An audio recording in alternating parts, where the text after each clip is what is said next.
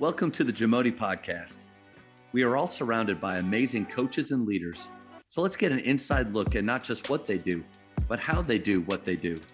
After all, becoming the best versions of ourselves is JAMODI, just a matter of doing it. Coaches, the JAMODI podcast is powered by Biology. What's your BSA score? The Biology Skill Assessment is the only verified skills metric endorsed by the NIA and NJCAA to discover and develop the best talent for your team. This 10-minute, 100-shot test can be taken for free today on the Biology mobile app. Elevate your game. Being a man of faith, how hard is it to coach at the level that you coach? And when I say that, there's this idea out there that, even at the high school level, if you want to be a great coach or a hardcore coach or a real coach, you see these videos of high school teams just getting cussed out. And then you'll see comments below it. That's right. That's real coaching. Yeah. I'll go through a brick wall for that dude. Yeah. And so being a man of faith and at that level, how hard is it to be a believer there, stay true to your values and yourself? I'm not saying there aren't other believers around, but in that world, that culture, what are your thoughts? Yeah, I think the most difficult thing is just the level of distraction that happens at our level. There's a lot happening all the time. The reality about the NBA level is it's an entertainment business. And when entertainment becomes money, becomes, attractive people from the opposite sex, and all those things, it becomes pride, ego.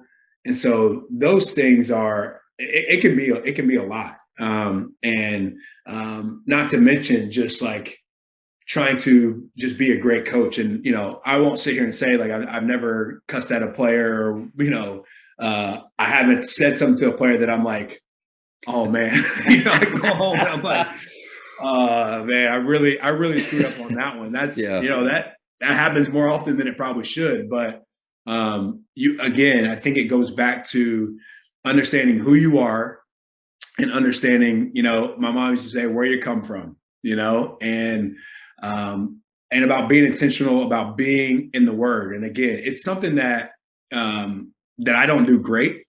And, I talked about, listening to Father Mike. Yeah. Shout out to Father Mike. I don't know if Father Mike listens to this podcast, but I hope you do.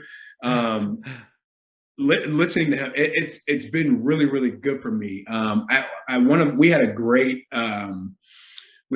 series at our church right when we moved here. So this would have been in September or something. And I can't even remember the name of it. And I should. It's really bad that I can't. But part of it was about just what's happening in our culture, right? Politically and racially and all these different things. And one thing that really sticks out to me about that was when our pastor, Aaron Brockett, talked about our consumption, what we consume. And it's interesting to think about. We go to church, and my church is like an hour and 15. So I go to church for about an hour 15. If you go to your community group throughout the week, that's another maybe hour. That's 2 hours. And then if you're in the word every day, for let's say, I don't know, 30 minutes a day, let's say that's, let's see, that's 3.5 more hours throughout the week. So now we're talking 5.5 hours out of the week. You are focused squarely on your faith, right? And you're consuming the word, you're consuming the Lord. Well, there's a lot of hours left in the week. Yeah. And we fill that up with Twitter. We fill it up with Instagram. We fill it up with all these things that are really forming us. And how important it is that how important it is as a believer to fill up ourselves with being formed to the scripture, to being formed to look more like Jesus has to be the priority. And that's something that, I just because of how much work, there's just so much work. And I always I got to work. And then when I'm not working, I got to be with my family.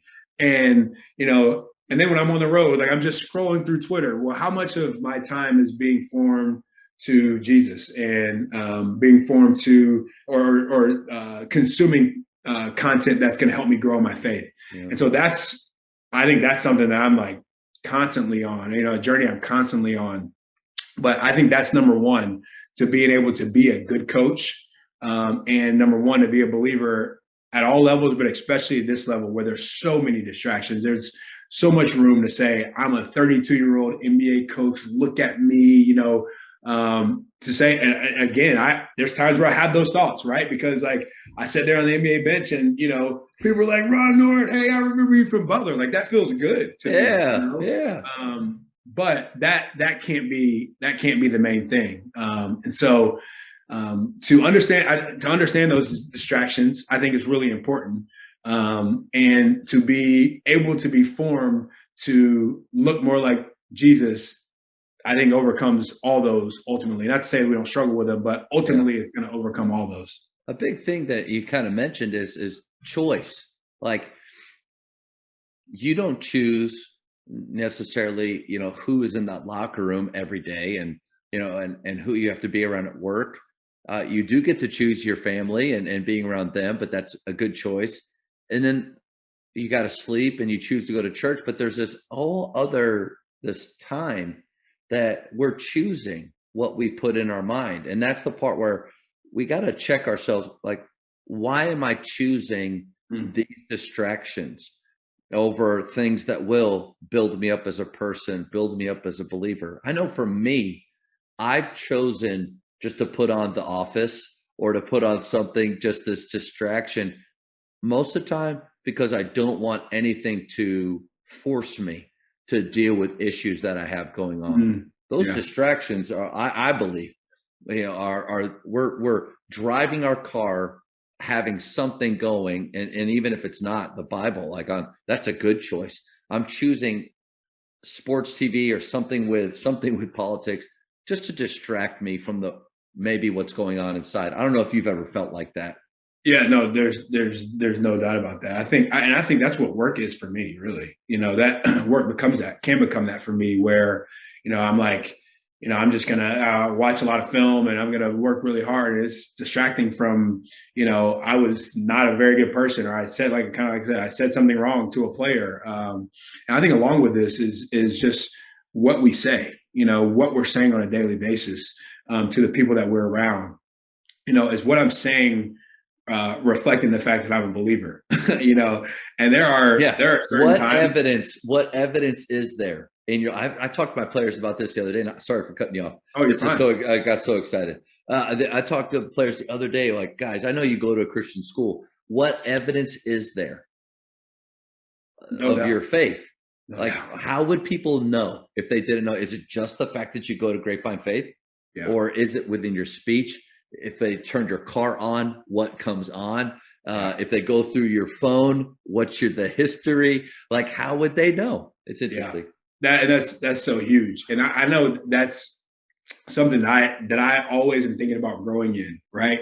Is what I'm saying around the facility, who I'm acting like, how I'm acting around the facility. And I think that's so important. It's, our speech is just a window into who we are, right? And our actions are as well, kind of what you're saying. And so that's an area for me that, there's a lot of crazy things that are said at all levels. In the NBA, there's a lot of crazy things that are said, and, I can participate in it, or I can, stand up to it, or I can, change the conversation, or, and so those are things that that's always conscious in my mind, what my speech is like. And it's an area, quite frankly, that I need to get better at, and I want to continue to improve at.